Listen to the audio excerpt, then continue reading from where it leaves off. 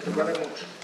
And I'm glad and thank the independent group for bringing forward this motion about levies. And levies are always a contingent, and there's different aspects of levies, but they're contentious certainly with people who don't see the benefits of the levies they pay after paying them. And we all know now that levies and service charges and connection fees are actually costing almost half of the cost of building a house.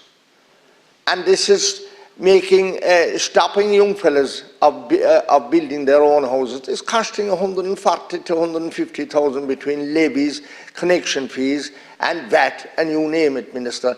And this is stopping people. It's stopping small developers. Connection fees from Irish Water are very exorbitant and costly to developers to put in for a sewerage connection for a small number of houses and water connections.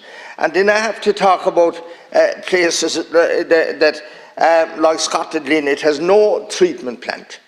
No treatment plant. And myself and Tom Fleming were councillors at the time. We had Scotland Lynn up to number 3 on a list and a programme to be done. And there it is, still with no treatment plant. Likewise, Curra, no treatment plant.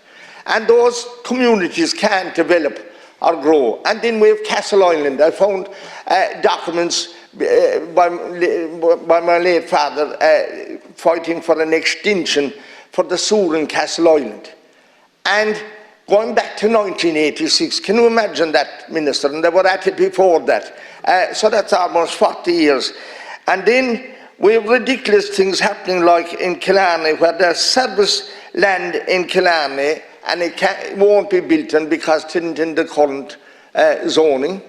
And then we have the scenario where a local farmer who never asked for his land to be zoned, his land is zoned and he wants to continue farming.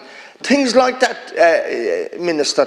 And then the most dominant issue that I have with housing, there's a lot to talk about housing up here in Dublin, and I don't mind people doing that, but we have to fight our own corner. And there's 171 vacant houses in the county of Kerry, going back 2, 3, and even 4 years. And if you're seriously talking about building houses or providing houses for people, there's 33 houses vacant in Killarney. There's 3 houses vacant in Guinea-Wheeler, right around the circuit. And you're talking about building houses?